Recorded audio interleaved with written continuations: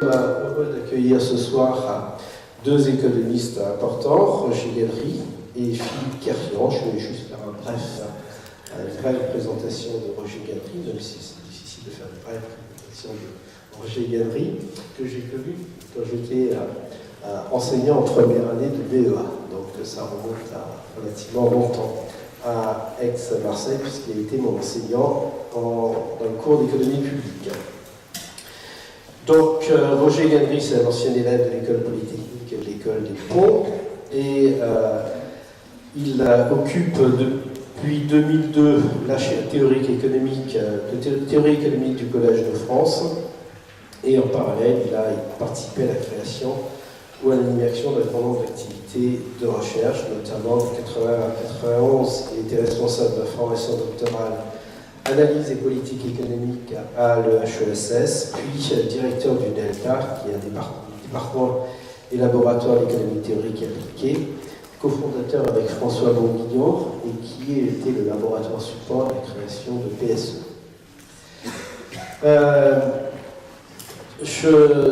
Il a un nombre considérable de distinctions et de responsabilités. Il était président de l'Association française de sciences économiques, président de la Société d'économétrie, président de l'Association économique européenne, honorary foreign member de l'American Economic Association, foreign member de l'American Academy of Art and Science, etc., médaille d'argent du CNRS, chevalier de l'Ordre national du mérite et chevalier de la Légion d'honneur. Et il va se présenter lui-même un peu plus précisément dans son premier slide que j'ai pu voir.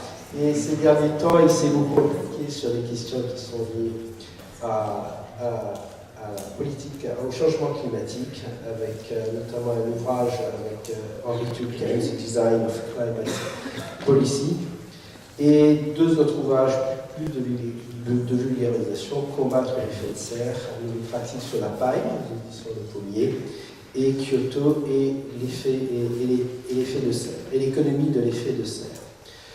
Donc, et Philippe Kerfian est directeur de recherche au CNRS en économie, il est docteur HDR de l'EHESS, dans la discipline économie et environnement. Et je remercie tous les deux d'être venus ce soir pour discuter de ces choses importantes et de participer au débat. Alors, mon collègue me dit que j'ai déjà à remercier. Effectivement, je ne vais pas oublier. Donc, bien sûr, nous remercions la bibliothèque départementale Gaston Defferre pour nous accueillir chaque année, et ce depuis 5 ans, et pour la collaboration avec notre cycle de conférences publiques. Je dois aussi remercier l'association Studeco, qui est une jeune association d'étudiants passionnés d'économie et qui nous ont rejoints dans cette initiative et qui va essayer de donner plus d'écho de ce cycle de conférences auprès des étudiants. Tu veux rajouter autre chose ? Oui, alors effectivement, avec l'association Studeco, qu'on remercie d'ailleurs, la conférence va être filmée, elle sera ensuite diffusée sur nos différents sites internet, donc celui de l'IDEP, l'Institut d'économie publique, celui de Studeco bien sûr, et peut-être aussi celui de la bibliothèque départementale des Bouches-du-Rhône. Voilà. Et donc, on lance une initiative, vous pouvez tweeter pendant toute la conférence, tous ceux qui ont un smartphone. Et donc, il y a 3 hashtags. Le premier, c'est COP21, hashtag COP21. Le deuxième, c'est hashtag EHESS. Et le troisième hashtag Studeco, bien sûr. Voilà. Donc, merci. Donc, on ne va pas traîner plus que ça. Je vais laisser la parole à Roger Galery. Merci. Merci de m'avoir invité. Je suis toujours heureux d'être à Marseille. Et je ne me souvenais plus que j'avais été votre enseignant il y a bien longtemps. Alors par contre, ceci est disparu. Oui, donc, je ne vais pas me présenter très longuement, vous l'avez fait assez longuement, mais je vais peut-être dire les raisons pour lesquelles que j'ai de connaître ce sujet. La première, j'ai été vers les années 2000, je m'intéressais au changement climatique et j'ai été coopté au Conseil d'analyse économique, qui est un conseil auprès du Premier ministre, et on m'a demandé d'écrire un rapport. J'ai dit, mais sur quoi? Et on m'a dit, bah, tu choisis ton sujet. Alors j'ai dit, je m'intéresse au problème du effet de serre et de donc on m'a demandé d'écrire un rapport sur Kyoto, l'économie de l'effet de serre. Juste pour la petite histoire, j'ai présenté ce rapport, une version provisoire au Premier ministre de l'époque, qui s'appelait Lionel Jospin. J'ai présenté la version définitive de ce rapport au Premier ministre de l'époque, quelques mois plus tard, qui s'appelait Jean-Pierre Raffarin. Une chose qui vous marque. Voilà. Donc j'ai écrit un certain nombre d'ouvrages. Je vous ferai éventuellement de la publicité en passant pour montrer au moins les couvertures de ces ouvrages. Donc Kyoto et l'économie de l'effet de serre, deux économistes face aux enjeux climatiques avec Nicolas Stern, dont on parlera aussi tout à l'heure. Ensuite, j'ai continué à m'intéresser à ce problème dans le cadre du Grenelle de l'environnement, où j'ai été un de ceux qui avaient préconisé ce qu'on appelait la contribution climat-énergie, qui est devenue la taxe carbone ensuite. On l'appelait contribution climat-énergie pour qu'il n'y ait pas de conflit entre les écologistes anti-nucléaires et les écologistes pro-nucléaires, et que cette appellation était une appellation pacifiée. Je plaisante bien sûr, et évidemment je me suis intéressé aussi sur le front académique, au sens où j'ai travaillé sur les problèmes de calcul économique et de développement durable. Donc voilà l'ouvrage dont je vous parlais, que j'ai pu présenter à deux premiers ministres différents à quelques mois d'intervalle, une année avant qu'il paraisse, bien entendu. Je vais en fait essayer d'organiser mon exposé autour de 4 points. Je vais d'abord essayer de rappeler brièvement les faits. Qu'est-ce que c'est que le changement climatique? À quoi est-on confronté? Je vais le faire à nouveau assez à grande enjambée. Je ne prétends pas, on pourrait y passer évidemment l'ensemble de la session, c'est évidemment des sujets très passionnants. Je dirai ensuite quelque chose sur pourquoi les économistes s'intéressaient au changement climatique. Et en parlant d'une des dimensions qui a fait l'objet de controverses, de débats dans la profession qui concerne le débat sur l'intensité de la politique climatique souhaitable. Ensuite, je parlerai d'un certain nombre de problèmes, de questions, cette fois du choix des outils de politique économique en matière de politique climatique et des débats entre économistes là-dessus. Et je terminerai enfin par une ouverture sur la géopolitique, c'est-à-dire sur Kyoto, en commençant par Kyoto, je n'irai pas jusqu'à Rio, et en terminant par ce qui s'est passé à la COP21 il y a peu de temps. Voilà donc le plan. Alors, rappel des faits, vous voyez ici un certain nombre de diagrammes. À nouveau, je ne vais pas les commenter dans le détail, mais ces diagrammes vous montrent, si vous prenez ceux qui sont à votre gauche, ils vous montrent l'accroissement de la concentration de gaz carbonique, de dioxyde de carbone, depuis 1700 jusqu'à nos jours. Les deux autres vous présentent la même chose pour le méthane et pour le protoxyde d'azote, qui sont deux autres gaz à effet de serre, les deux plus importants à part le gaz carbonique. Et sur la droite, vous avez des schémas à beaucoup plus long terme, ces évolutions qui remontent à 10 000 ans. Et donc pour vous montrer qu'il y a, quel que soit le côté un peu artificiel qui peut être lié au choix des unités dans le graphique, qui vous montre qu'il y a une croissance de la présence dans l'atmosphère de gaz à effet de serre et que cette croissance est associée, débute avec le début de l'ère industrielle, avec le début du 19e siècle et se poursuit au 20e siècle. Et il y a peu de doute, probablement aucun doute, que cette croissance, cette accumulation des gaz à effet de serre est liée aux activités humaines. Voilà donc pour le plan. À nouveau, c'est des graphiques un peu de même inspiration qui illustrent absolument la même idée, la montée mais sur des périodes un peu différentes. et qui vous montre, par exemple, celui du bas, vous voyez l'accroissement des températures moyennes sur la planète depuis 1800, qui a d'ailleurs un côté pas parfaitement régulier, parfois erratique, mais avec une montée continue depuis le début du XXe siècle qui est comme incontestable. Donc ça, c'est l'arrière-plan, l'accroissement de la concentration de gaz à effet de serre dans notre atmosphère.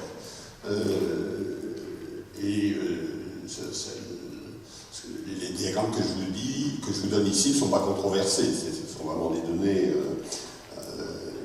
acceptées par tous les scientifiques, me semble-t-il. Alors, quel est le rôle de l'activité humaine dans ces affaires? Je vous l'ai dit,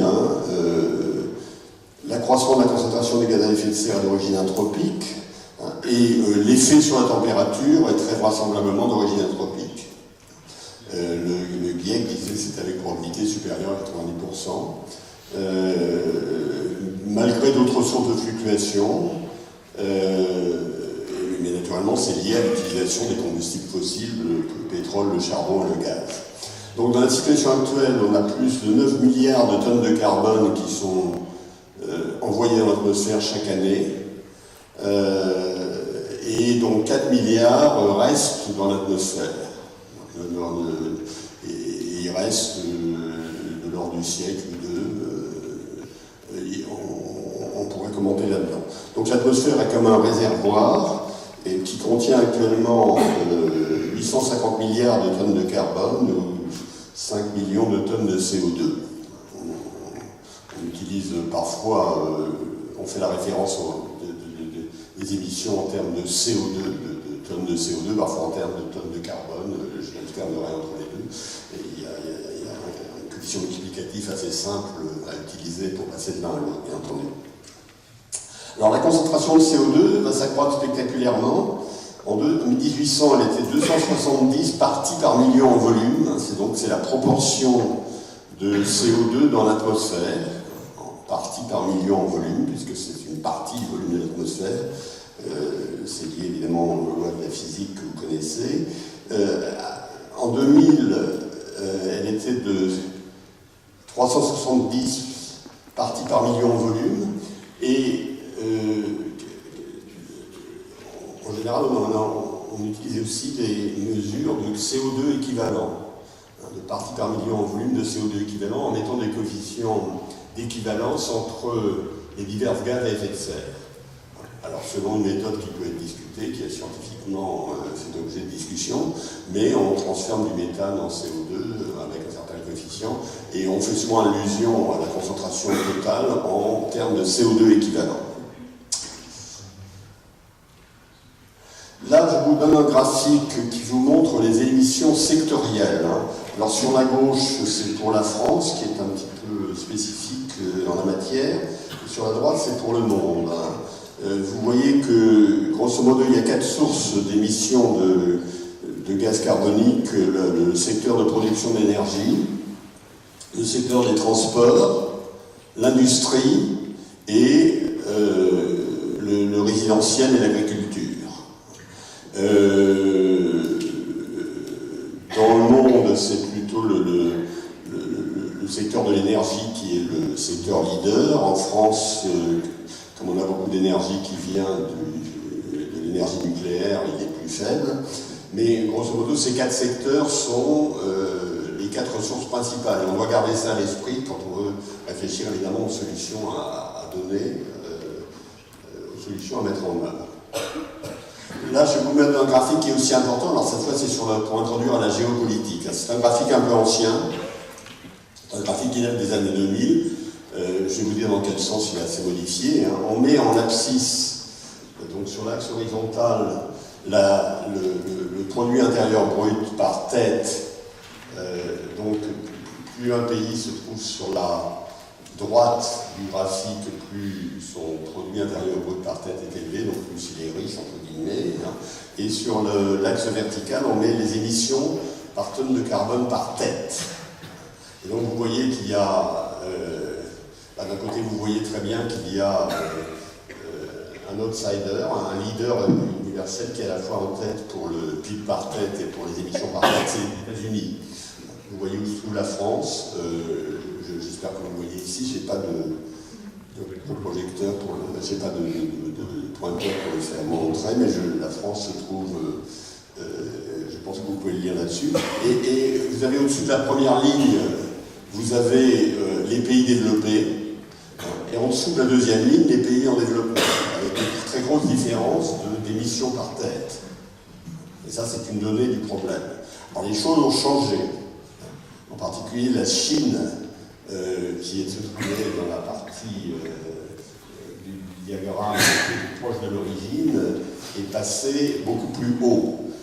Elle est passée beaucoup plus haut, son PIB par tête a été augmenté, comme vous le savez, mais ses émissions par tête ont dépassé celles de la France, par exemple, ce qui est moins connu et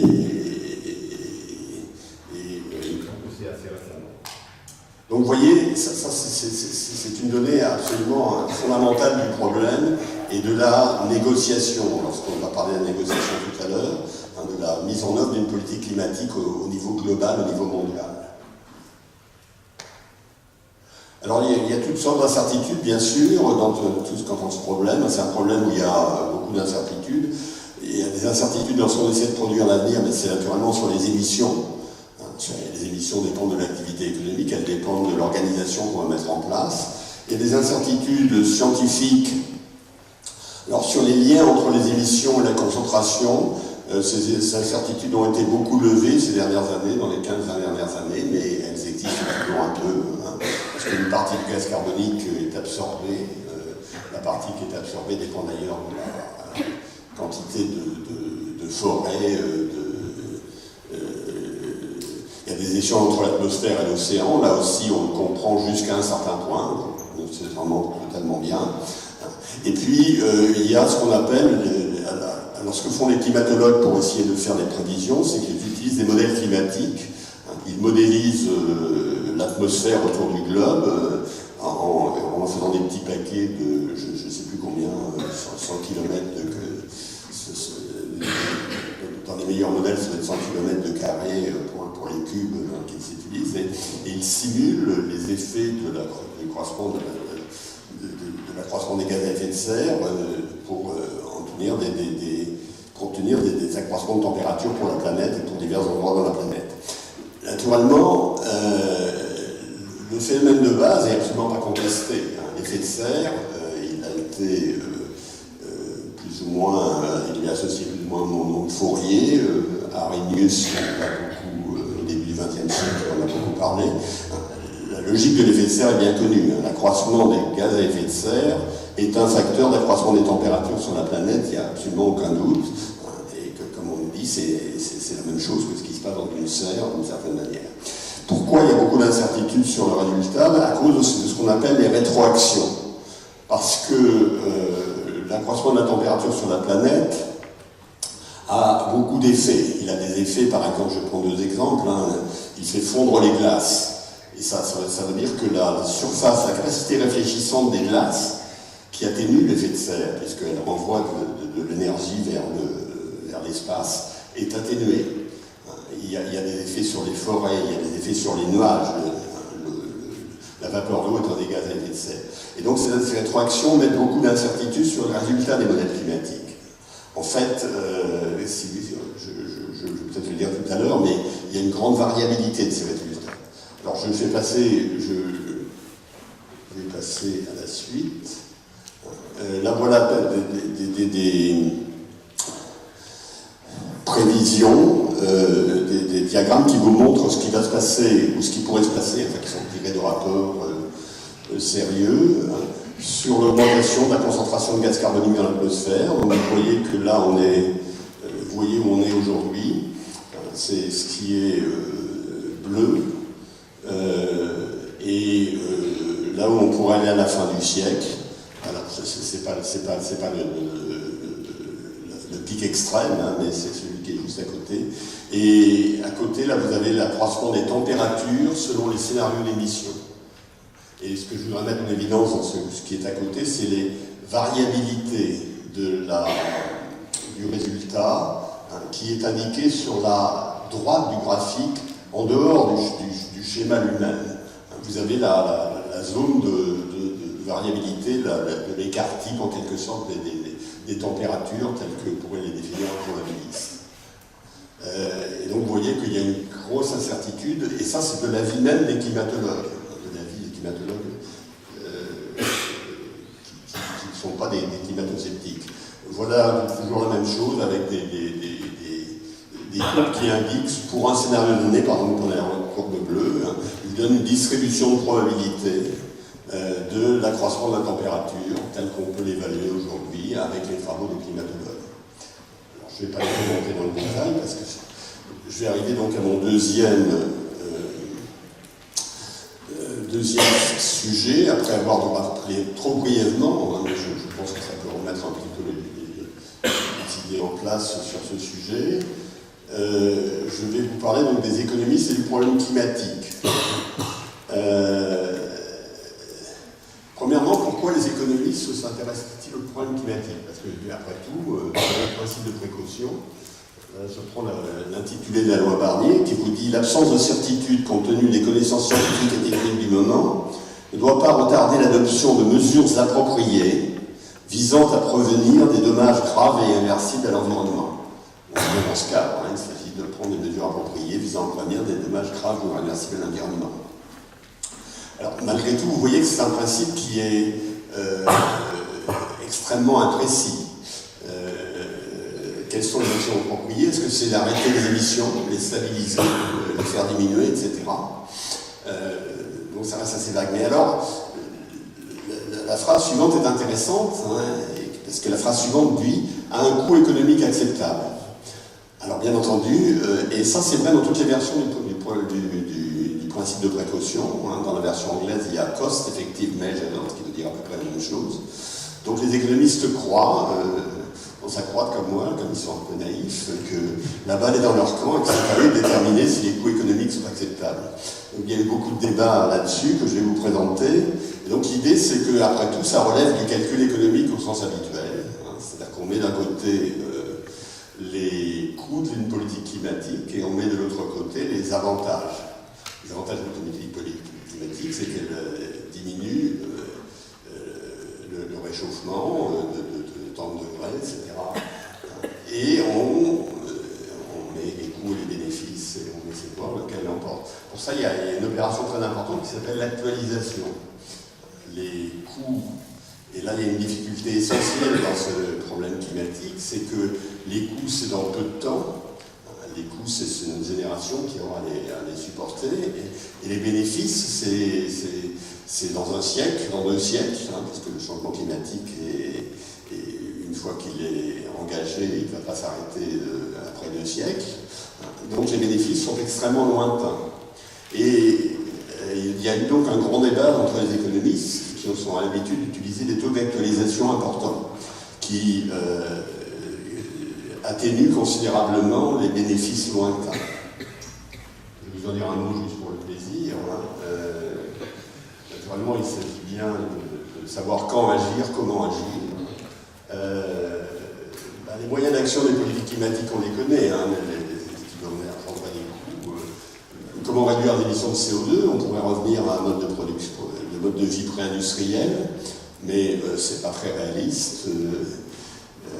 Et même si on se promène seulement en vélo, pour faire du vélo, il faut de l'acier, et pour faire de l'acier, il y a pas mal de CO2 qui est associé à ça, donc c'est pas absolument génial.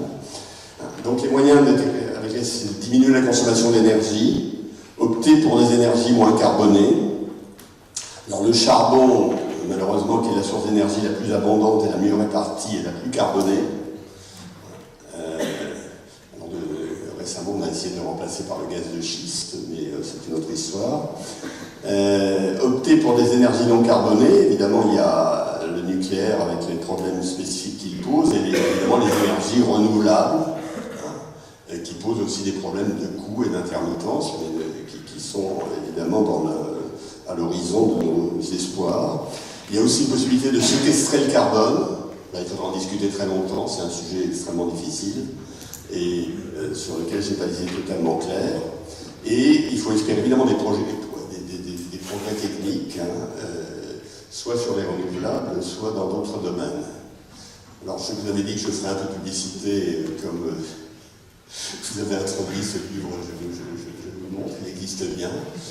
Combattre l'effet de serre de mes articles sur la paille. Et là, je vais vous montrer un petit peu la manière dont les économistes analysent les coûts. Là, c'est un graphique qui vous donne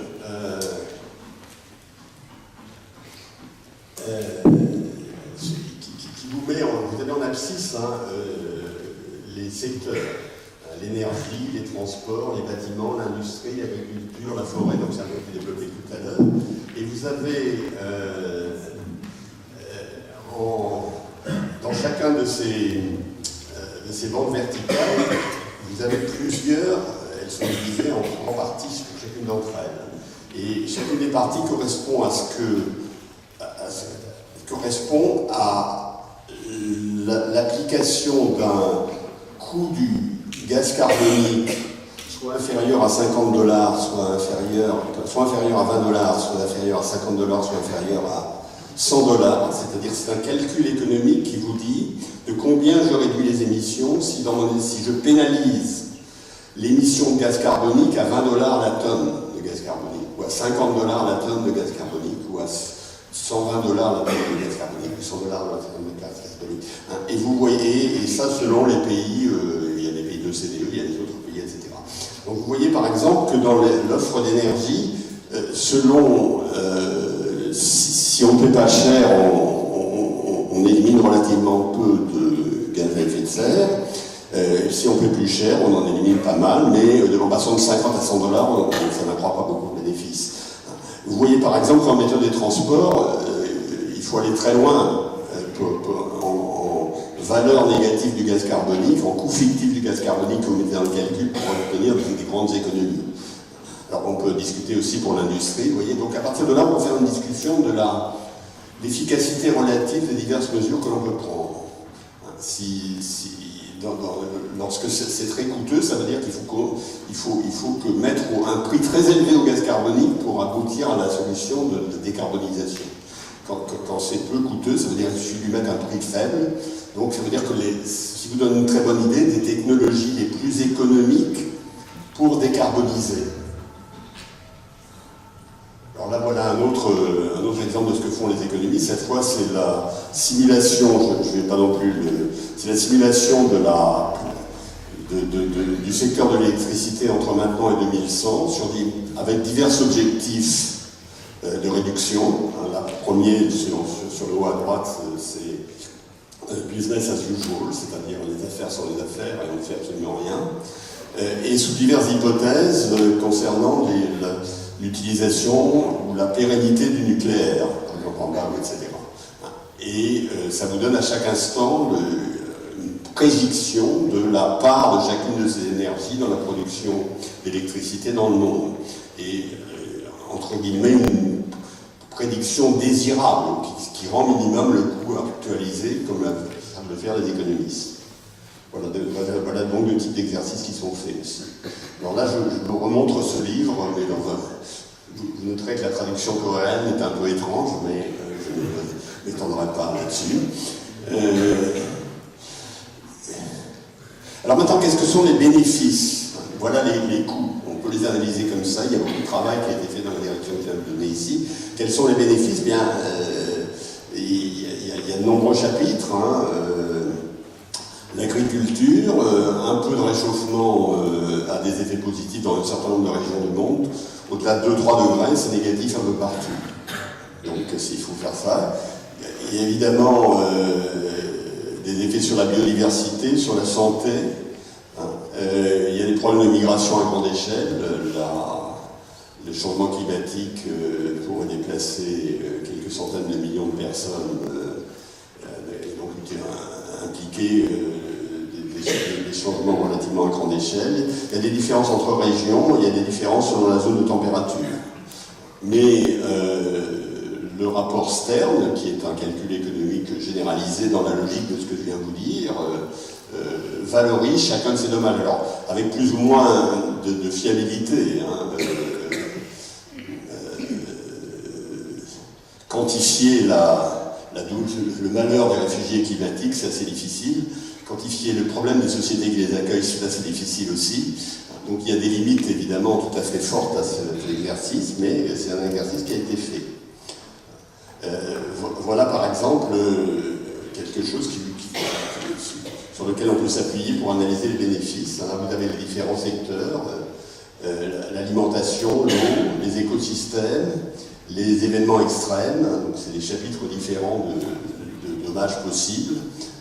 Et là, vous voyez les problèmes qui se posent selon que la température augmente de 1 degré, 2 degrés, 3 degrés, 4 degrés, 5 degrés. Et là-haut, vous avez ce que donnent les divers scénarios en termes de projection des accroissements de température. Si vous voulez faire un calcul économique des avantages, vous devez croiser tout ça et mettre des chiffres sur chacun de ces chapitres. Ce qui a été fait, et d'ailleurs bien fait. Alors, en fait, quels sont un petit peu les problèmes liés à ces opérations, à ces réflexions des économistes? Eh bien, j'en ai tout mentionné ensuite. Ensuite, il y a un problème, je vais dire un mot, c'est le problème sur l'actualisation. Et puis, je vais dire un mot, c'est les problèmes sur les dommages d'ampleur aléatoire. La question sur l'incertitude, et aussi il y a une question qui concerne qu'est-ce que c'est que le climat, qu'est-ce que c'est la qualité du climat. C'est pas un bien standard, c'est un capital naturel, c'est un bien non marchand. Donc je vais dire un petit peu deux mots des réflexions qui ont été... Alors la première question, c'est évidemment calcul économique et préservation de long terme sont-ils compatibles? Je vous donne ici quelques chiffres. Si vous prenez un taux d'actualisation de 5%, pour que 1 euro dépensé aujourd'hui soit dépensé de façon rentable avec cette coefficient, il faut qu'il donne 130 euros dans 100 ans. Et évidemment 17 000 euros dans 200 ans, c'est la logique exponentielle. Et donc la question se pose, est-ce que le calcul économique ne conduit pas à un égoïsme des générations éthiquement inacceptable? Ce à quoi les économistes répondaient habituellement qu'il ne fait pas sens de sacrifier pour des générations futures qui seront beaucoup plus riches que nous. Je vous passerai le détail de ces débats, simplement pour dire qu'il y a eu dans le calcul économique fait plusieurs hypothèses sur l'auto-actualisation. Il y a eu la version Nordos, Yale University, qui faisait les calculs économiques avec un taux d'actualisation de 5%, et mon ami Nicolas Stern qui les faisait avec un taux d'actualisation de 1,4%. Alors Nordos était conduit à préconiser des politiques climatiques molles, et Stern des politiques climatiques très vigoureuses. Il faut dire qu'avec 1,4%, la valeur actualisée des dommages est 50 fois supérieure avec le taux de 1,4% qu'elle est avec le taux de 6%, de 5%.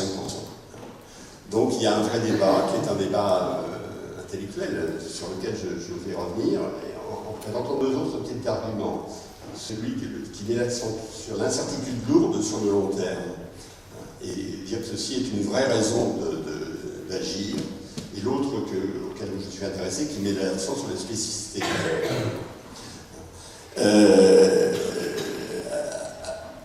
Alors vous avez vu, on avait des courbes là, c'est les résultats, vous mettez les résultats des modèles climatiques pour un scénario.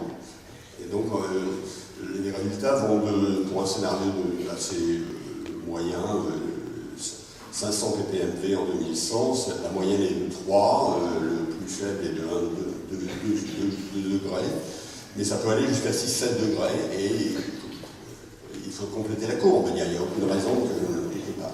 Donc l'argumentaire là, selon la manière dont on complète ces lois de probabilité, si elles sont à queue épaisse ou à queue pas épaisse dans le langage technique, ça donne des choses très différentes. Et l'argumentaire, qui est l'argumentaire de Weizmann, c'est que dans l'état actuel de nos connaissances, on ne peut pas, même pour des scénarios relativement optimistes, on ne peut pas exclure l'hypothèse d'un réchauffement climatique des 6-7 degrés. Et vous allez me dire, 6-7 degrés, c'est pas énorme entre aujourd'hui. Le problème, 6-7 degrés, c'est la différence entre la température moyenne sur cette planète aujourd'hui et la température moyenne à la fin de la dernière glaciation. Il y avait de la glace, peut-être pas jusqu'à Marseille, mais pas très loin, était de 5 degrés seulement. Donc 6-7 degrés, c'est un changement dont on n'a absolument aucune idée de ce que ça pourrait donner sur la planète. Et l'argument de Weizmann, c'est qu'on ne peut pas jouer l'avenir de la planète à la roulette russe. C'est au fond un argument de scepticisme vis-à-vis de climato-scepticisme, mais dans l'autre sens. En disant je suis climato-sceptique parce que je pense qu'ils peuvent ne pas sous-estimer le risque extrême vers l'autre côté. Alors moi l'argument que j'ai un peu développé avec un certain nombre d'autres, ça consiste à dire en fait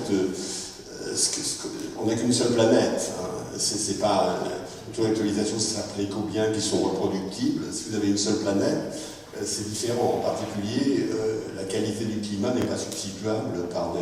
C'est pas parce que vous allez accroître votre production de tous les biens, vous allez créer des biens nouveaux, que ça va créer des substituabilités avec la qualité du climat. Et si vous tenez compte de ça, alors il faut remplacer le taux d'actualisation par un taux d'actualisation écologique qui est beaucoup plus bas et qui vous donne des arguments beaucoup plus forts pour une politique climatique vigoureuse. Alors, il faut quand même bien se rendre compte d'un point. Il y a derrière ça des questions morales. C'est-à-dire toutes ces conclusions reposent sur l'altruisme intergénérationnel. Si vous vous fichez absolument de ce qui va se passer dans cette planète après 30 ans, au-delà d'un horizon de 30 ans, vous n'avez pas de raison de vous engager dans une politique climatique. Je le dis d'autant plus que je suis un partisan fervent de cette politique climatique. Mais il y a une dimension éthique qui est incontestable. Il faut que vous vous intéressiez au sort de vos enfants. Si vous êtes jeune à vous-même, mais si vous êtes moins jeune, sans vos enfants et vos petits-enfants. Mais alors ça, donc, c'est des choses, c'est d'autres choses que j'étais impliqué. Donc, il y a un ouvrage sur l'éthique et changement climatique auquel j'ai participé et qui raconte des choses comme ça. Alors maintenant, je vais vous dire les politiques climatiques, maintenant, comment les mettre en œuvre. Je me suis convaincu, j'espère que vous avez convaincu que la plupart des économistes sont convaincus qu'il faut mettre en œuvre une politique climatique vigoureuse par la combinaison de tous les arguments que j'ai donnés ici. Maintenant, comment la mettre en œuvre?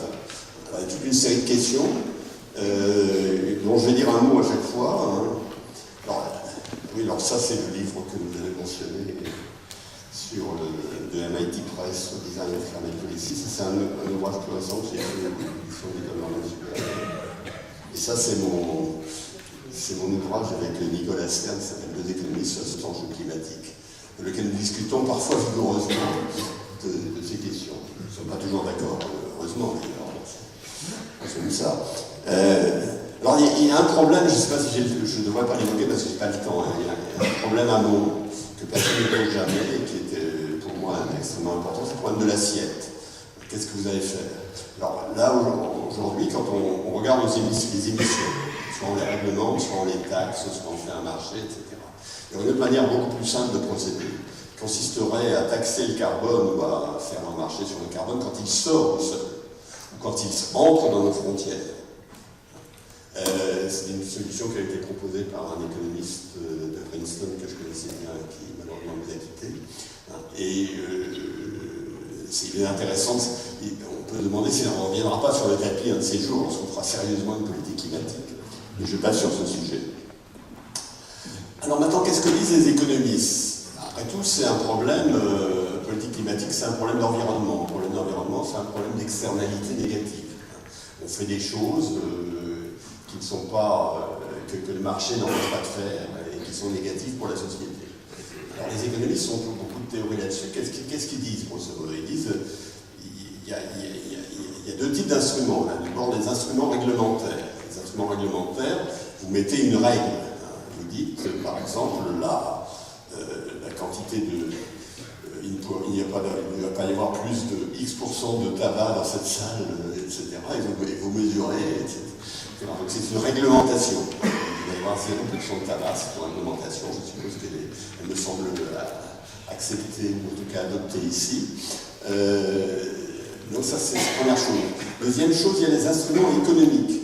Alors les instruments économiques, ça consiste à faire payer les pollueurs d'une certaine manière, d'une manière ou d'une autre. Alors en fait, il y a trois instruments économiques. Le premier, c'est la taxe. Si vous avez une émission d'un polluant, vous payez pour cette émission à un certain taux qui est déterminé par la loi. Ça, c'est la taxation.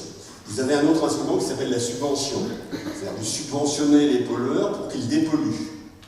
Alors, en fait, la subvention, c'est à peu près comme la taxe, pour les économistes. Ça vous paraît exactement le contraire, mais en fait, ça a à peu près les mêmes effets incitatifs.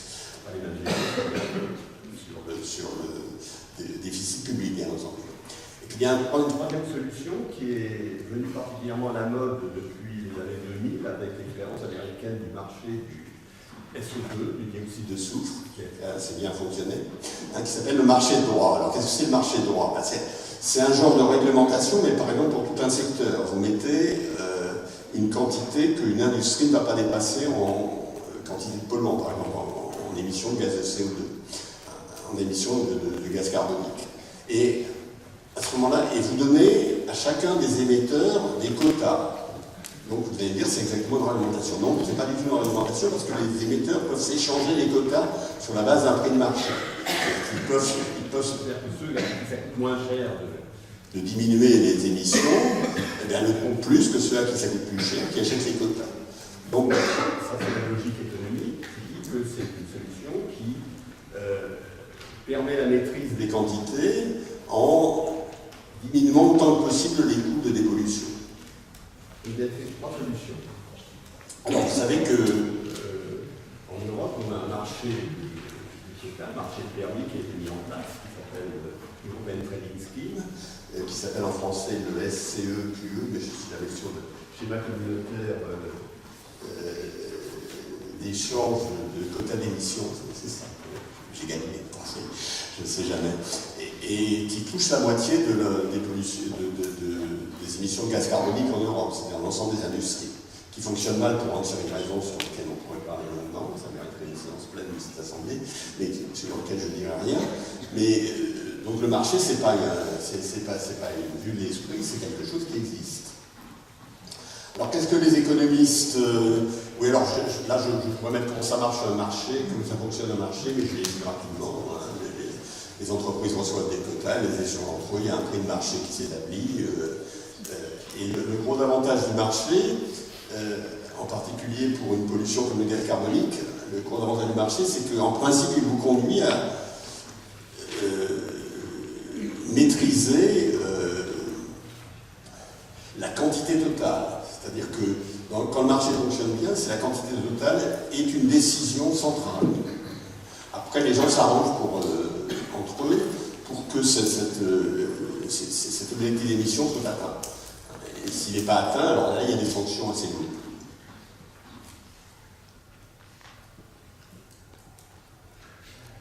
Alors, taxe carbone au marché de droit. Alors ça, c'est évidemment... 10. Merci. Les taxes carbone au marché de droit, c'est un débat des manuels d'économie. Et ce qu'on vous dit dans les manuels d'économie, ben ça dépend. S'il faut que vous contrôliez la quantité parce que c'est la pollution, les dégâts de la pollution sont très sensibles au dépassement de la quantité, eh bien, il faut prendre un marché de droit. Si au contraire vous avez un coût social à peu près uniforme, il faut prendre la taxe. Mais à ceci près, les économistes on a pensé que ça conduit à peu près au même résultat. C'est-à-dire que si la taxe est égale au prix sur le marché de droit, les montants d'émissions, de réduction d'émissions vont être à peu près les mêmes. Alors ça, c'est une opinion, cette opinion des économistes est fort peu partagée par le reste du monde. Alors je vais prendre, par exemple, elle n'est pas partagée par les citoyens. Aux États-Unis, les citoyens préfèrent le marché, parce qu'ils aiment bien le marché. Chez nous, on préfère soi-disant la taxe, mais quand on la propose aux citoyens, ils ne sont quand même pas tout à fait d'accord pour l'accepter. Et pourquoi a-t-on fait à l'échelon européen un marché de droit plutôt qu'une taxe qui devrait avoir des... tout à fait entre parenthèses, je pourrais faire une apologie de la taxe carbone au niveau européen. Je pense que je souhaite un peu le marché au niveau européen en tout cas. Mais simplement parce que le marché de droit peut être décidé à la majorité et la taxe carbone, qui a à peu près les mêmes effets, doit être décidée à l'unanimité. Donc l'équivalence soulignée par les économistes est particulièrement douteuse. Alors, je vais passer là-dessus. Hein. J'ai mentionné un problème auquel sont intéressés les économistes et qui est que l'on voit, qu'on a vu apparaître, que l'on a souligné depuis longtemps, sur lequel moi j'ai écrit pas mal de choses depuis un moment, mais qui est en train d'apparaître actuellement. Ça s'appelle le paradoxe vert. C'est le fait que toute politique que vous faites pour le contrôle des émissions de gaz carbonique, en mettant par exemple une taxe ou un marché, aura des effets sur le prix des combustibles fossiles.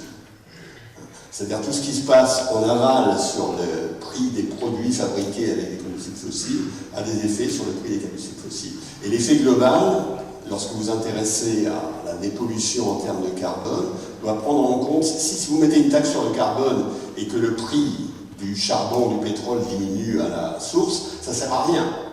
Hein, ça ne diminuera absolument pas l'usage du carbone dans la société. C'est ce qu'on a vu récemment avec la baisse du prix du pétrole. C'est une mauvaise nouvelle du point de vue de la politique climatique, bien entendu. Mais donc l'interaction, toute politique climatique censée doit porter une attention essentielle à cette question d'interaction entre les marchés des combustibles fossiles et les marchés aval, etc. Alors je vais accélérer. Oui, il y a aussi le problème des fuites de carbone. Hein. Si vous faites une politique climatique vigoureuse, rigoureuse dans ce sous-espace du monde, comme on le fait un peu en Europe, hein, vous avez le risque que la compétitivité de notre industrie vis-à-vis de l'extérieur soit affaiblie, qu'il y a des risques de délocalisation, et à la limite, l'effet global pourrait être absolument négatif. Certains l'ont prétendu pour ce qu'on fait en Europe, mais je pense que c'est excessif. Bon, le problème du double dividende, je vais passer là-dessus aussi, et je vais venir à quelques ouvertures sur la géopolitique. Et donc je vais parler de l'échec de Kyoto, signe de l'impossibilité de super Kyoto, de Copenhague à Paris, le réalisme bottom-up, et COP21, des résultats faibles, mais une étape indispensable et difficile. Alors Kyoto, premièrement, vous voyez ici le Temple d'Or, c'est une ville superbe, je trouve que ce temple est assez extraordinaire. Et à Kyoto, on avait mis en place un accord qui était intellectuellement assez remarquable, qui n'a pas du tout fonctionné. L'équation Kyoto, ça consistait à donner des quotas, des quantités, à faire ce que je viens de dire, mais cette fois au niveau mondial, soi-disant, à donner des quotas à tous les pays, et ensuite à créer un marché entre ces pays, un marché des quotas, qui leur permettait d'échanger ces quotas et qui faisait émerger un prix mondial du carbone. Problème, ceci ne concernait que les pays développés. Les pays en développement avaient refusé de s'associer à ceci pour des raisons assez naturelles et assez compréhensibles. Et deuxièmement, les États-Unis n'ont pas ratifié Kyoto et l'Union soviétique l'a ratifié, si bien que le plus gros demandeur sur le marché des quotas a disparu et le plus gros offreur est resté. Donc ça ne pouvait pas fonctionner, c'est absolument évident.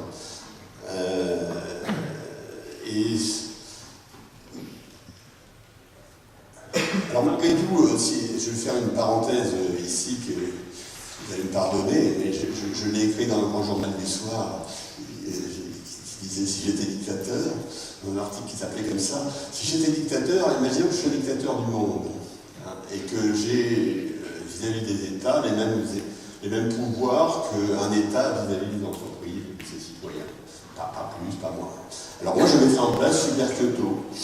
Je mettais en place Super Kyoto, c'est-à-dire que je donnerais à chaque État des quotas d'émissions, de telle sorte que la somme des quotas soit conforme à nos objectifs de régulation climatique, hein, bien entendu, de telle sorte que mon objectif serait une trajectoire d'émissions dont je serais totalement maître. Je donnerais des quotas et je créerais un marché de quotas. Ce faisant, j'aurais une très bonne solution technique. J'éviterai le paradoxe vert, parce que je contrôle les quantités. Je laisserai pas mal de liberté aux États sur la manière dont ils veulent le faire. Ils pourront mettre des taxes carbone au niveau de l'Europe, etc.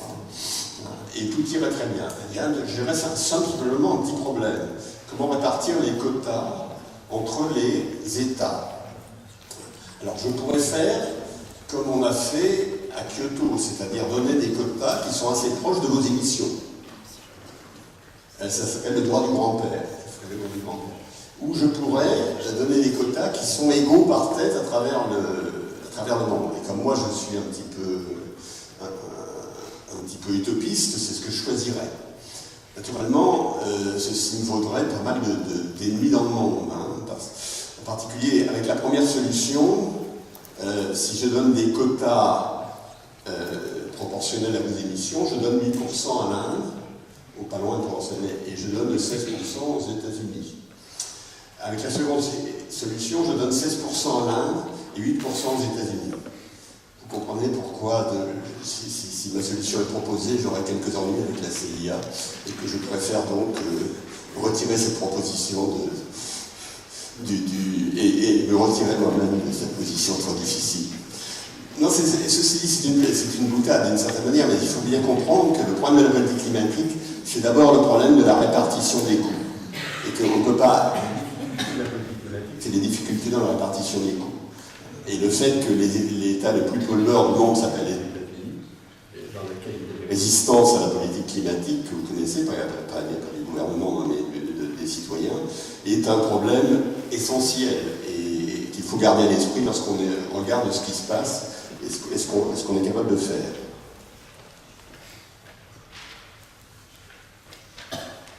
Bon, j'ai dit à peu près ça, oui. Alors, juste, je termine, il me reste une minute.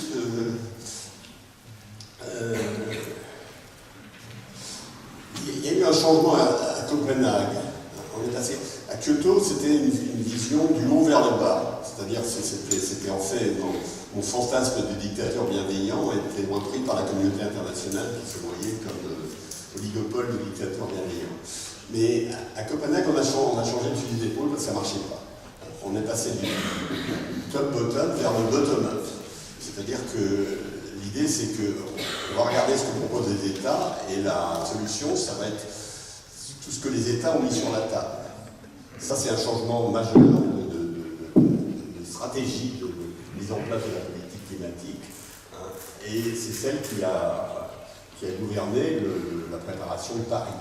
Et donc Paris, c'est les États mettent sur la table leurs engagements, ils disent voilà, nous on veut bien faire ça.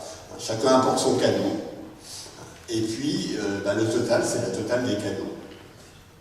Alors évidemment, on comprend bien que c'est pas l'optimum, c'est une manière de procéder. Alors pourquoi, qu'est-ce qu'on peut dire sur ce qui s'est passé? D'une part, le verre est à moitié vide, ou à moitié plein, pardon, d'abord. Commençons par d'abord, il y a plus de 190 pays signataires, c'est pas du tout facile, c'est un succès diplomatique, personne ne peut nier le contraire. Dans les textes, il y a une référence à l'objectif d'accroissement de température en dessous de 2 degrés. Naturellement, c'est une vision extraordinairement optimiste, étant donné les mesures qui sont mises en place, mais c'est quand même bon qu'il soit rappelé. Et il y a des mesures faites pour le fond vert, etc., dont je ne vais rien dire ici. Alors le verre est à moitié vide parce que c'est des engagements unilatéraux, il n'y a pas de mécanisme de vérification sur lequel on est complètement d'accord, me semble-t-il. Et c'est évidemment non juridiquement contraignant, même ça l'est peut-être politiquement. Malgré tout, l'espoir, c'est qu'il s'agit d'une étape déterminante. Si vous regardez ce qui s'est passé en matière de la négociation sur l'espace maritime, on a mis 50 ans à trouver des solutions, à proposer quelque chose. Et Elinor Ostrom, qui n'était pas économiste mais qui a été prix Nobel d'économie, a beaucoup étudié ces sujets et a mis en exergue le fait que dans ces problèmes de coopération internationale, il y a une étape décisive, c'est le moment où les gens mettent le doigt dans l'engrenage. Donc si on est optimiste, on peut dire qu'on a franchi l'étape, celle où 190 pays ont mis le doigt dans l'engrenage. Naturellement, si on veut rester optimiste, il faut espérer qu'il va se passer autre chose. C'est-à-dire qu'il y aura des renégociations assez fondamentales dans les années qui viennent. Alors à court terme, il faut donner priorité à l'innovation, étendre l'espace des marchés droits et de la taxe carbone, améliorer la culture climatique, en particulier dans les pays en développement, qui sont souvent pas très concernés par ce qui se passe alors qu'ils seront en première loge. Et puis, il y a quelque chose sur lequel je pourrais faire une conférence entière. J'ai débattu plusieurs fois avec Pascal Lamy, c'est lier commerce et environnement. Je pense qu'il faudrait qu'au niveau international, on lie absolument le commerce et l'environnement, qu'il y a toutes les raisons intellectuelles de le faire, mais évidemment, politiquement, c'est extrêmement difficile. Voilà, je vous remercie.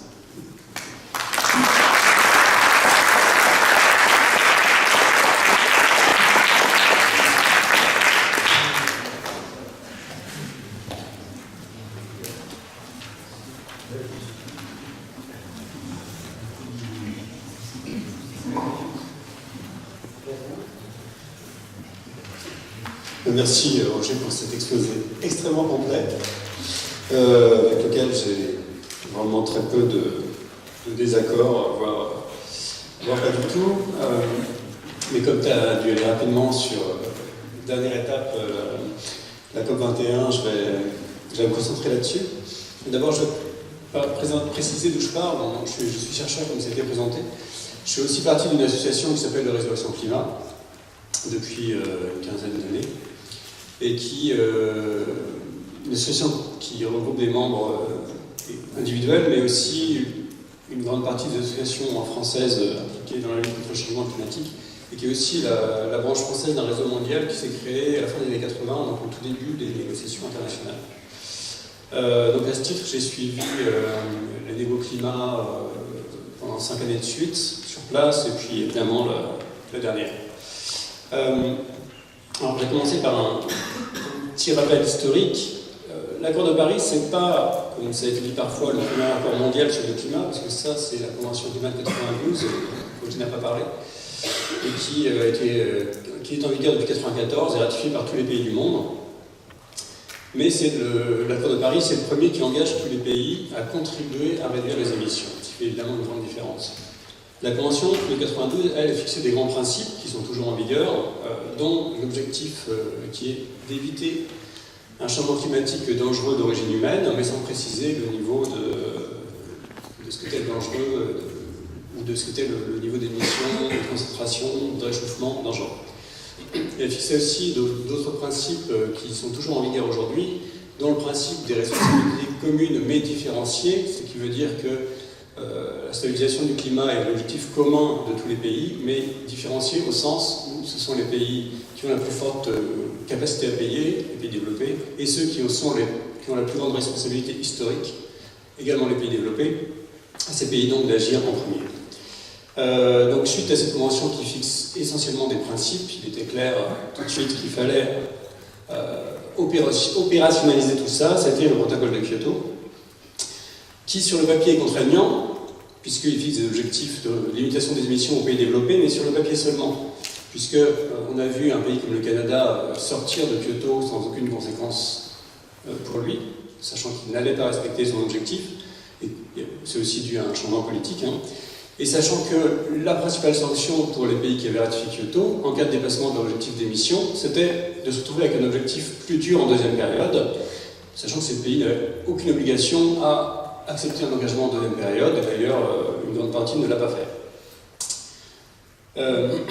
Et par ailleurs, le protocole de Kyoto a introduit cette idée d'échange de quotas entre pays sous l'influence essentiellement des États-Unis, qui à l'époque négociait d'assez mauvaise foi, puisque l'administration démocrate Clinton-Gore de l'époque sachait pertinemment qu'elle n'avait pas à faire ratifier ce traité par le Congrès des États-Unis, et que donc il n'aurait pas d'implication pour les États-Unis. Enfin, c'est en tout cas mon point de vue. La principale limite de Kyoto, je dirais, c'était de vouloir transposer au niveau international un système qui avait été appliqué uniquement au sein d'un État ou à plus petite échelle encore, un système d'échange de quotas d'émissions, qui avait relativement marché, enfin on pourra en discuter, mais qui ne pouvait pas marcher, enfin qui n'a pas marché au niveau international, essentiellement parce qu'on ne peut pas avoir au niveau international les sanctions qu'on peut appliquer aux entreprises quand on est un État. Et s'il n'y a pas de sanctions, il n'y a pas réellement d'obligation. Alors, l'accord de Paris va à moitié vide ou à moitié plein. Alors, le moitié plein, c'est qu'on a un objectif de long terme très ambitieux, beaucoup plus ambitieux que ce qu'on attendait en fait quelques semaines avant encore, puisqu'il dit limiter le réchauffement aussi loin que possible en dessous de 2 degrés et essayer de le maintenir à 1,5 degré, ce que beaucoup de climatologues considèrent impossible, mais ils peuvent se tromper. Et ce qui est important aussi, c'est qu'il écrit qu'on vise avant la fin du siècle un équilibre entre les émissions de gaz à effet de serre et les puits de carbone, le stockage dans la biomasse essentiellement. Donc ça, c'est plus ambitieux, c'est mieux que ce à quoi on s'attendait. Nous, on défendait des termes comme décarbonation ou arrêt des combustibles fossiles, mais là, c'était impossible de faire passer ça à cause des pays pétroliers essentiellement. Mais le problème, c'est qu'on a un grand écart entre ces objectifs très ambitieux et les moyens. Bon, c'est pas quelque chose d'exceptionnel. En 2005, vous avez une loi en France qui a dit on va diviser par 4 les émissions de gaz à effet de serre d'ici 2050, et pour faire ça, on va faire les certificats d'économie d'énergie. Vous savez sans doute pas ce que c'est que les certificats d'économie d'énergie, ça n'a aucune importance parce que c'est vraiment pas quelque chose d'important. Et en tout cas, il n'y avait absolument pas les moyens de l'ambition, ni dans cette loi ni dans les suivantes. Bon, ce qui est plus original ici, c'est que dans l'accord et la décision de Paris, il y a cet objectif et il y a la reconnaissance explicite que les contributions que les mêmes gouvernements ont fait dans les mois précédents sont totalement insuffisantes pour atteindre l'objectif. Donc, c'est assez étonnant parce que les mêmes gouvernements font des contributions et puis disent « Ah, ces contributions, ça ne va vraiment pas avec l'objectif qu'on est en train de signer ».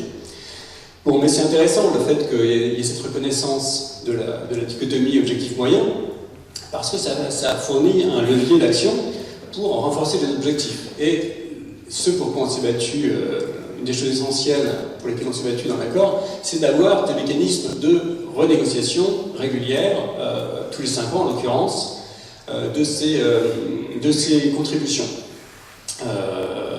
Donc d'abord en 2018, et de manière assez floue, puis tous les 5 ans. Donc le ver à moitié vide, c'est que ces contributions, alors les contributions ne sont pas juridiquement contraignantes, même si l'accord, lui, est juridiquement contraignant. Là, on était vraiment dans le... Là, les États-Unis ont vraiment fait la loi, je dirais, là-dessus, dans tous les sens du terme, en disant, nous, on ne peut rien faire ratifier par le Congrès, puisque le Congrès est républicain. Et donc, ça, on aimerait bien signer ça, mais si vous faites ça, on ne pourra pas ratifier, alors il vaut mieux pas le faire. C'était comme ça, vraiment, sur tout un tas de sujets. Donc là, c'était vraiment l'opposé de Kyoto pour ça, où l'administration Clinton-Gore faisait comme s'ils allaient pouvoir faire ratifier Kyoto. Donc le ver à moitié vide, c'est les contributions qui sont insuffisantes et non contraignantes, mais aussi des choses, pas mal d'éléments très concrets, ou en tout cas qui pouvaient faire des engagements de plus court terme, ont sauté pendant la négociation. Il n'y a plus rien sur les émissions des transports aériens et maritimes internationaux, qui, à Kyoto, ont été exclus des inventaires nationaux pour être envoyés à l'Organisation de l'aviation civile internationale et à l'Organisation maritime internationale, qui n'ont absolument rien fait depuis 1997. Et ça, l'Europe était quasiment le seul groupe de pays à défendre du langage là-dessus dans l'accord. Il y avait des phrases sur l'arrêt des subventions aux énergies fossiles. D'après l'Agence internationale de l'énergie, c'est 550 milliards de dollars par an. Et on peut se demander, si les gouvernements ne sont même pas capables d'arrêter d'avoir un prix négatif des émissions de carbone, c'est-à-dire les subventions aux énergies fossiles, est-ce qu'on croit vraiment qu'ils ont envie de mettre un prix positif sur les émissions de carbone? Bon, on peut en douter.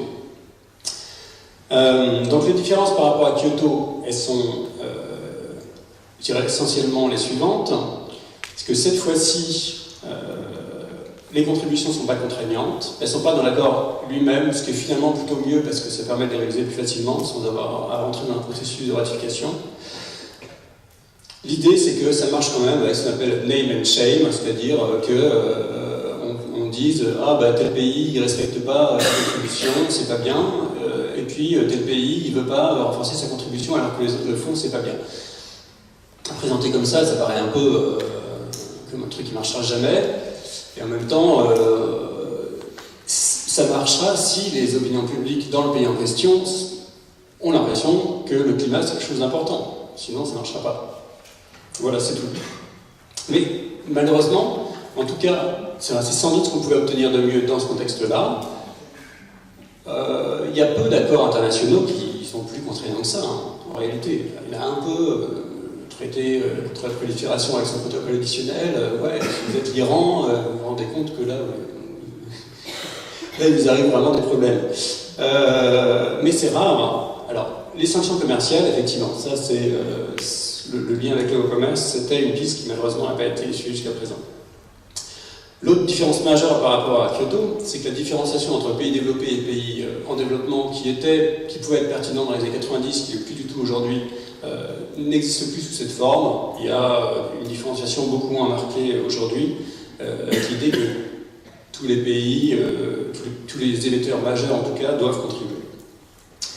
Les similarités par rapport à Kyoto, c'est, comme j'ai déjà un peu dit, c'est que là encore, les États-Unis ont quand même largement écrit l'accord, cette fois-ci en mettant comme contrainte ce que leur congrès pouvait, le fait qu'ils ne pouvaient pas se permettre de s'engager sur quelque chose qui devra passer devant le congrès.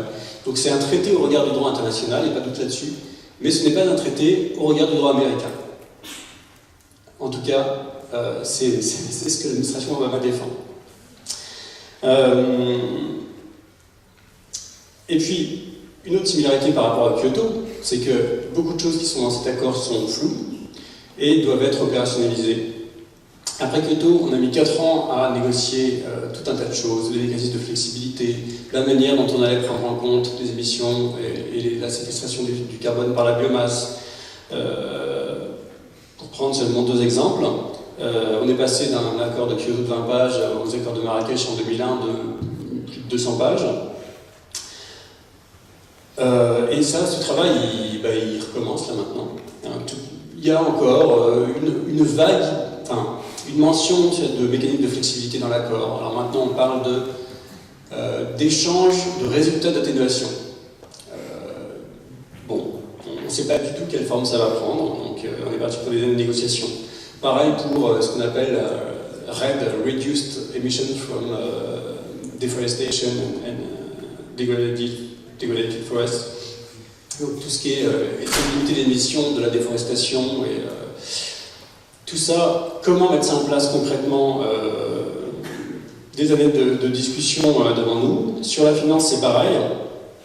Depuis plusieurs années, les pays développés se sont engagés à fournir 100 milliards de dollars par an au titre de l'atténuation et de l'adaptation aux pays en développement. Et c'est très clair que ce n'est pas 100 milliards d'aides publiques, c'est 100 milliards où il y a de l'argent public, de l'argent privé, des dons, des prêts, etc. L'OCDE a fait un rapport, dit pour l'instant il y a déjà 62 milliards sur la table. L'Inde dit non, si on prend en compte ce qu'on devrait vraiment compter, c'est seulement 2 milliards. Vous voyez qu'on n'est pas au bout. Donc, qu'est-ce qu'on peut conclure sur l'accord de Paris? Malgré toutes les différences que j'ai citées par rapport au protocole de Kyoto, que j'ai Guinové a présenté auparavant, une grande similarité, c'est que cet accord, comme beaucoup d'accords internationaux, c'est avant tout une ressource. C'est une ressource pour les gens qui veulent obtenir des mesures de réduction des émissions pour les citoyens, pour les élus, pour les gens dans l'administration, pour les gens dans les grandes entreprises. Je discutais avec quelqu'un d'une grande banque qui me disait moi ça m'aide à fond parce que je défends l'idée qu'on mette les finances sur les renouvelables et l'efficacité énergétique et pas sur les fossiles. Voilà, et ça, même si c'est un peu du mou, ça marche. C'est important. Si on regarde le texte de l'accord, il est assez peu différent de celui de la conférence de Copenhague, et pourtant, Copenhague a été présenté comme un échec, Paris comme un succès. C'est pas tellement le contenu, la différence. On peut même discuter sur le fait que Copenhague a été, qu'il y a eu un accord ou pas, que ce soit un échec ou pas. N'empêche que symboliquement, ça change tout. Parce qu'à la sortie de Copenhague, les gens qui défendaient des options pro-climat, on leur a dit t'es gentil mon gars, mais tu vois bien le climat là, le monde s'en fout. Donc c'est pas le moment qu'on lâche nos investissements dans les fossiles, pour prendre un exemple. Mais après Paris, c'est pas la même histoire, même si c'est symbolique, même si c'est un peu du storytelling, c'est du storytelling qui peut avoir une influence réelle, en particulier pour l'investissement. Aujourd'hui, vous avez une grande partie des fabricants d'électricité européens qui sont en train de sortir du charbon, de filialiser la partie charbon pour essayer de la revendre ou la laisser un peu dépérir, que ce soit Engie ou tous les Allemands. Bon. Et ça, c'est quand même important. Même aux États-Unis, le week-end, le lundi après l'accord, le cours en bourse de Peabody Energy, qui est le numéro 1 du charbon, s'est effondré. Bon. Et vous avez plus généralement un mouvement pour ce qu'on appelle le désinvestissement dans les fossiles qui a pris une ampleur énorme en quelques années. Juste après l'accord, le représentant du lobby européen du charbon, Eurocall, a dit « Si ça continue comme ça, on va être, je cite, on va être détesté et vilipendé comme autrefois les marchands d'esclaves. » Eh ben, tant mieux. Donc, c'est un peu ça. Alors, ça peut surprendre, hein, parce qu'on se dit, oh là là, un traité, on parle de traité, d'accord, donc on parle de choses contraignantes, de sanctions. Ben, on est plus dans le soft power, comme on dit. Mais c'est important, et puis tous les 5 ans, à partir de 2018, il y aura une nouvelle discussion des contributions. Là encore, ce sera des occasions pour faire pression, pour obtenir davantage. Mais à condition qu'il y ait des gens qui se battent à tous les niveaux pour obtenir davantage. Alors, je termine, si je peux, par 2 questions. Alors, est-ce qu'on pouvait faire mieux? Est-ce qu'on peut faire mieux? Alors, au niveau mondial, ONU, je ne pense pas qu'on pouvait tellement attendre mieux que l'accord de Paris. Par contre, ce qu'il est possible de faire, c'est des clubs de pays qui se mettent d'accord sur autre chose. Par exemple, sur un prix du carbone, sur en commençant par supprimer le prix du carbone négatif dont je parlais. Et puis 2 questions. Comment on peut juger le rôle des économistes dans tout ce débat climatique depuis l'origine? Bon, très rapidement, donc, en étant un peu schématique, il y a eu un rôle très positif des économistes qui était de faire comprendre l'importance de taxer les émissions.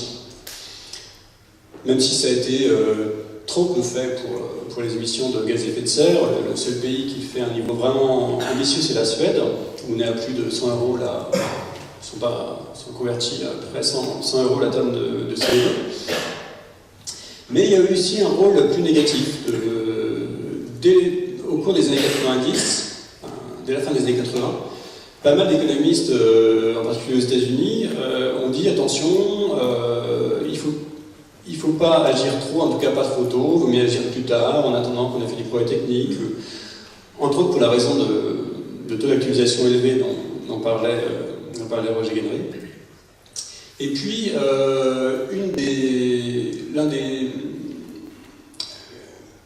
l'une des obsessions un peu des économistes, de beaucoup d'économistes, pas tous bien sûr, c'était il faut égaliser le prix du CO2 entre pays et entre secteurs d'émission, entre technologies. Avec l'idée, bien sûr, de bon sens, de base, qui est autant faire les réductions d'émissions là où elles sont les moins chères, donc on ne va pas aller faire des choses à 100 euros la tonne si on peut faire quelque chose à 50 euros la tonne ailleurs. Et en même temps, alors le principe est tout à fait louable, mais s'il est appliqué sans discernement, il peut faire plus de mal que de bien. Et parce qu'il y a des tas de raisons en fait pour que le prix du CO2 diffère, des taxes préexistantes, d'autres externalités, en fait il y en a beaucoup quand on regarde de près. À mon avis, les politiques climatiques qui ont eu aujourd'hui le plus d'impact sur les émissions au niveau mondial, ça n'a pas été celle défendue par les économistes, y compris moi, de tarification des émissions sous une forme ou sous une autre. Ça a été, d'une part, les réglementations sur l'efficacité énergétique, qui sont appliquées sur la plupart des produits aujourd'hui. Et d'autre part, les tarifs d'achat garantis pour les énergies renouvelables qui ont été mis en place au Danemark, en Allemagne. Pourquoi? Parce que ça a entraîné, largement par du progrès technique induit, un effondrement du coût des renouvelables électriques et des consommations d'énergie de beaucoup d'appareils électriques, du frigo jusqu'au télé. Et ceci a un coût très faible pour le deuxième point.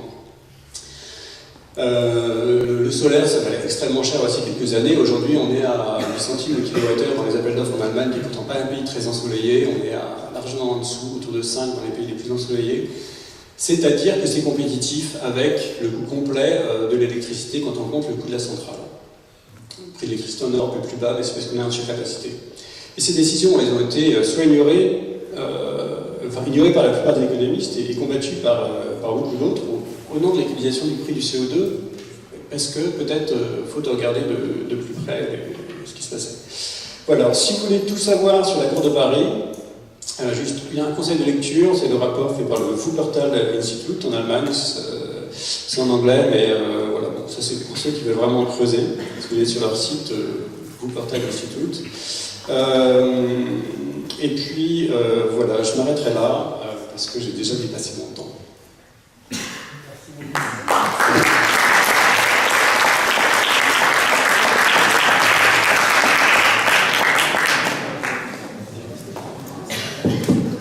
Merci beaucoup Roger et Philippe. Je retiens quand même l'idée qu'il faut qu'on refasse une conférence sur commerce et environnement. Donc, il va falloir échanger dans pas longtemps.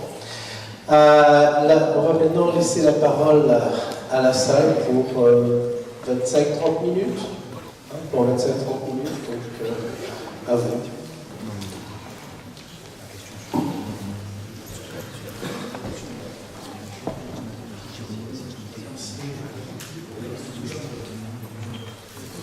Bonsoir, j'ai une question sur la comparaison entre la taxation et les marchés de permis. Vous avez dit que le marché permettait d'aboutir à une quantité fixée à l'avance, mais j'imagine qu'aujourd'hui, on peut savoir en fonction, c'est d'ailleurs ce que vous avez montré, en fonction de la taxe qu'on applique, quel va être le pourcentage de réduction des émissions. Est-ce que, au fond, ça ne revient pas à peu près au même ? Et surtout, il y a quelque chose que j'ai jamais compris, alors c'est peut-être mon côté européen, mais si on met en place une taxe qui va réduire les émissions, ensuite, avec le produit de cette taxe, c'était par exemple l'objectif de feu la taxe carbone, on pourrait en plus utiliser le produit de cette taxe pour financer des politiques écologiques. Donc est-ce qu'il n'y a pas là quand même un avantage de la taxe sur le marché ? Merci. Oui, deux choses. Non, la taxe et le marché ne sont pas complètement équivalents. Si vous mettez une taxe dans un domaine où quand vous mettez une quantité, vous ne savez pas quelle sera vous ne savez pas exactement à quel prix sur le marché émergera associé à cette quantité. Vous avez l'incertitude sur le prix. Quand vous mettez une taxe, les pollueurs n'ont pas d'incertitude sur le prix, enfin, un problème de paradoxe vert mis à part, n'ont pas d'incertitude sur le prix, mais vous ne savez pas très bien quelle quantité va être réduite. Si vous êtes très concerné par la maîtrise de la quantité, vous préférez le marché. Si vous êtes très concerné, si vous avez un dommage qui est à peu près uniforme, quelle que soit la quantité, enfin, vous préférez la taxe. Deuxièmement, ça c'est la première partie de votre question, j'espère que j'étais convaincant, mais si je ne sais pas. Quand la deuxième partie de votre question, il n'y a pas de différence entre le marché et la taxe, sur le point que vous mentionnez. C'est-à-dire que les quotas pourraient être alloués aux enchères et pourraient donner des recettes. Le fait qu'on les donne gratuitement aujourd'hui en Europe, quelque chose dont j'ai dit beaucoup de mal par ailleurs, mais que je ne répéterai pas, mais il y a des raisons qui sont liées au commerce international, etc. Mais sur le fait que vous puissiez tirer une recette fiscale d'une mesure de taxe, c'est bien évident, et vous pouvez tirer des recettes fiscales identiques, à peu près équivalentes d'un système de type marché. Le fait de donner des quotas gratuitement, ça reviendrait en système de taxe à donner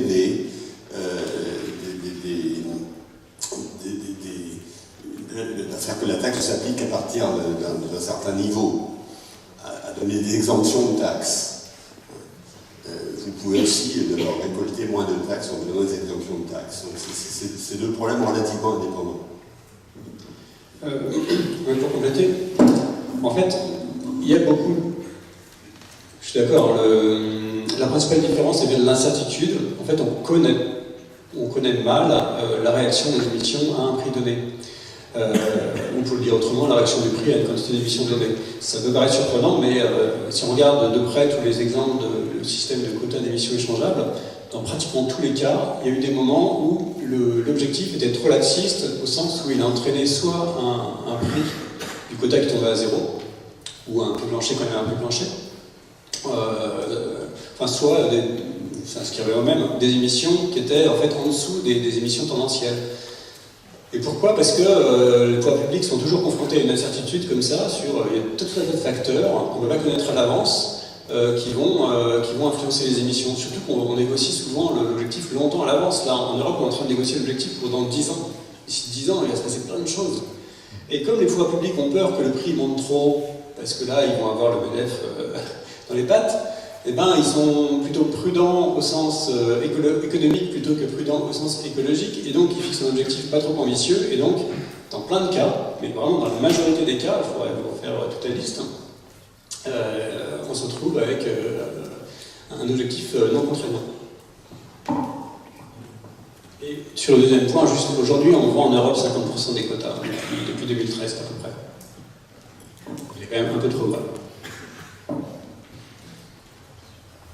Alors, sans revenir, mon collègue était prof de sciences économiques et sociales aussi, qui l'avait dit. Donc, sans revenir sur cette question de la taxe et le marché, parce qu'effectivement, c'est un petit peu ce qu'on nous a imposé dans nos programmes, de montrer la supériorité du marché sur la taxe et de la taxe sur la réglementation. Ça, c'est faux. Même si on a quelques nuances possibles. Et je pense qu'effectivement, la réglementation est assez bien quand il y a une dispersion des agents, et qu'on peut avoir une planification sur les agents importants, sur les gros pollueurs. Mais ma question est différente, c'est sur la COP21. Effectivement, moi j'ai le sentiment que le travail du GIEC en particulier n'est pas assez valorisé dans le sens où effectivement parvenir à un consensus fort sur le diagnostic est quelque chose qui nous serait nécessaire, y compris dans d'autres domaines, et y compris dans ce domaine par rapport effectivement à ces études que vous nous présentez, qui sont très importantes aussi sur l'analyse, l'actualisation. Je pense que le travail du type du GIEC, un travail international reconnu et respectueux aussi des différents pays, est absolument nécessaire dans d'autres domaines, et qu'il faut qu'on valorise la puissance de ce travail et la puissance de ce rendez-vous annuel et de ces rendez-vous tous les 5 ans. Par ailleurs, il me semble aussi que l'adhésion volontaire des pays est une solution efficace si on le fait effectivement avec des pays leaders, avec des pays qui commencent avec leur diplomatie de proximité, avec les autres pays avec qui ils sont proches. Et il me semble que c'est un nouveau modèle à développer, y compris pour l'Europe par exemple, un modèle vraiment qui a vocation à faire entre les pays qui peuvent des choses qui devraient être généralisables aux autres. Et donc, il y a 2 modèles d'accords internationaux de mon point de vue, ces modèles-là qui font vraiment progresser des idées, des symboles et des diagnostics forts, et le modèle d'agrégation volontaire qui ont vocation à s'étendre et qui respectent du coup effectivement le rythme de cette extension.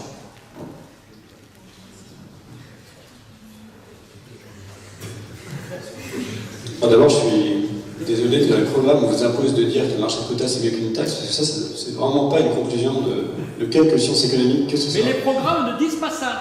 Ah, d'accord. Les programmes ne disent pas ça. Je ne connais pas le programme, d'accord. Ensuite, je suis tout à fait d'accord pour dire que le travail du GIEC n'est pas assez valorisé. J'ai assisté récemment à un débat animé par plusieurs auteurs du GIEC sur la question qu'est-ce que devrait faire de mieux le GIEC et qu'est-ce que le GIEC devrait faire d'autre. Et bon, la principale conclusion, c'était que le GIEC a surtout un problème de communication par manque d'effectifs, par manque de mandats. Il y a vraiment très peu de gens dans le GIEC. Alors, il y a beaucoup de chercheurs qui participent bénévolement, mais les effectifs de l'équipe elle-même du GIEC, c'est vraiment minuscule.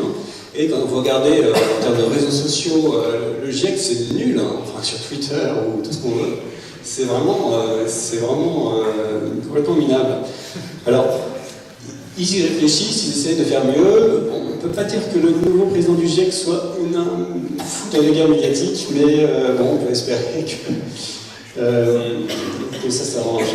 Sur le modèle d'agrégation volontaire, ouais, c'est un peu, si je comprends bien, les sortes de clubs dont je parlais un peu.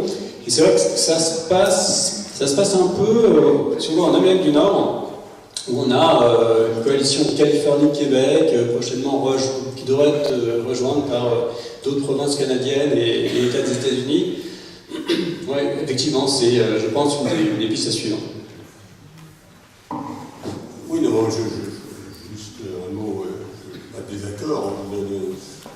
Le GIEC a eu beaucoup d'influence, et grosso modo, son diagnostic est accepté par les politiques, ce qui ne veut pas dire qu'il en tire toutes les conséquences, mais ça, c'est un... Par contre, dans la COP21 et dans la procédure bottom-up du bas vers le haut qu'on a adoptée, c'est évident que ce qu'ont à dire les économistes n'a pas été très entendu. Il y a eu un certain blocage. Le dernier point, c'est que, malgré tout, moi je crois que dans cette affaire, la position des États-Unis est quand même déterminante. C'est ce qu'a dit Philippe tout à l'heure. Que le texte avait été écrit par les États-Unis, non, c'est pas ça. Non, mais il y a eu vraiment une bifurcation. Les États-Unis avaient un projet de loi Waxman marqué il y a quelques années. C'était un projet de mise en place d'un marché de droit sur le CO2 pour l'ensemble des États-Unis. Et ça n'a pas fonctionné. Les démocrates ont perdu même le Massachusetts, etc. Mais si les États-Unis avaient fait, c'était pas un programme très ambitieux, mais c'était un programme extrêmement cohérent. C'est bien fait, enfin, je suis d'accord avec certains points, mais c'était assez bien fait. Si ça avait été adopté, ça aurait changé la face du monde. Parce que les États-Unis avaient dit que si les États-Unis s'étaient lancé une politique climatique, même peu rigoureuse, je peux vous dire qu'ils auraient tapé du poing sur la table dans les négociations pour que les gens les rejoignent. Et ils avaient dit qu'ils mettraient en place des ajustements aux frontières, toutes choses qui sont extrêmement impolies. Et donc il y a cette dimension dans la négociation dans le monde dans lequel on vit, on a besoin d'une nation leader sur le problème climatique. Nous avons le temps de prendre encore une question.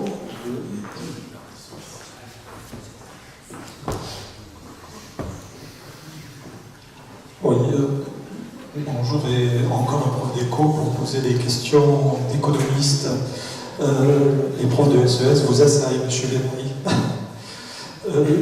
J'aurais deux questions, peut-être une troisième. La première, je suis très intéressé par votre notion de taux d'actualisation écologique. Vous nous avez donné le taux d'actualisation mou, le taux d'actualisation dur, Nordhaus, et puis Stern, le taux d'actualisation Guenry, le taux d'actualisation écologique. Qu'est-ce que c'est? Est-ce que c'est le taux d'actualisation zéro? Est-ce que c'est le futur au présent? Bon, première question. Deuxième question, alors ça renvoie à l'équité intergénérationnelle, il me semble. Deuxième question, vous nous avez parlé de la répartition de l'effort entre les pays et vous avez donné deux règles, le droit du grand-père et puis les quotas égaux. Est-ce que les économistes ont quelque chose à dire sur la répartition de l'effort? Est-ce qu'on peut aller plus loin que ces deux règles extrêmes, même si malheureusement vous n'êtes pas dictateur? Et est-ce que sans dictateur, il peut y avoir une façon de faire avancer un partage accepté de l'effort? Est-ce qu'on ne sombre pas là dans une économie qui ne serait plus l'économie des politiques climatiques, mais dans l'économie de la négociation? Que donner à ceux à qui on demande un effort et qui ne veulent pas y consentir?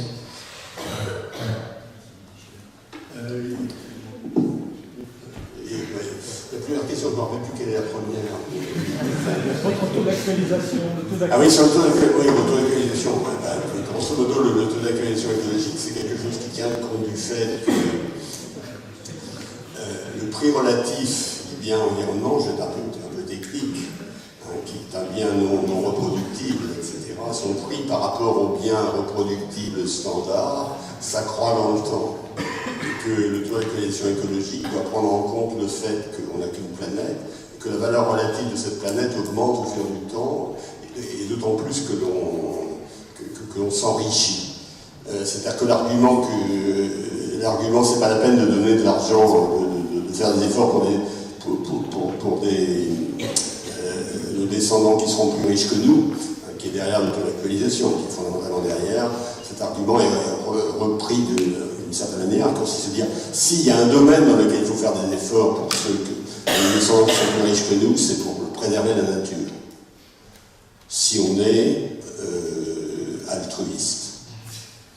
Voilà, c'est ça l'argumentaire. Hein. Et c'est un argumentaire économique sophistiqué et à la fois de bon sens, d'une certaine manière. Enfin, j'espère.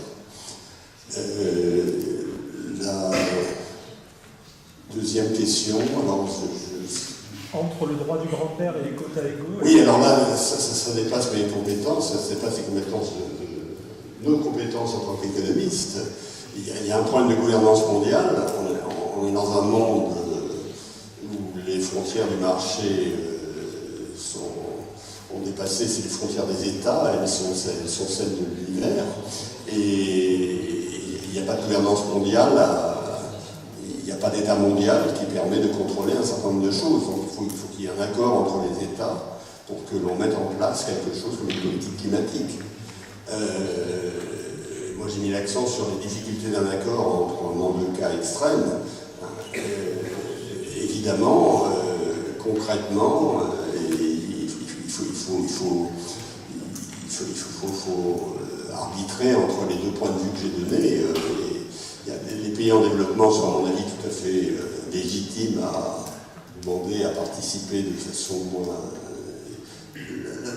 La notion juste, abstraitement juste, c'est celle que je disais. On devrait donner des quotas d'émissions par tête égaux à tous les pays. Mais cette notion abstraitement juste n'a aucune, de mon point de vue, n'a aucune chance d'être mise en place. Ce vers quoi on est allé aujourd'hui, c'est quand même à donner... chacun met un peu son cadeau sur la table et ça l'engage un peu. Ça va dans la bonne direction. C'est loin de ce qu'il faudrait idéalement.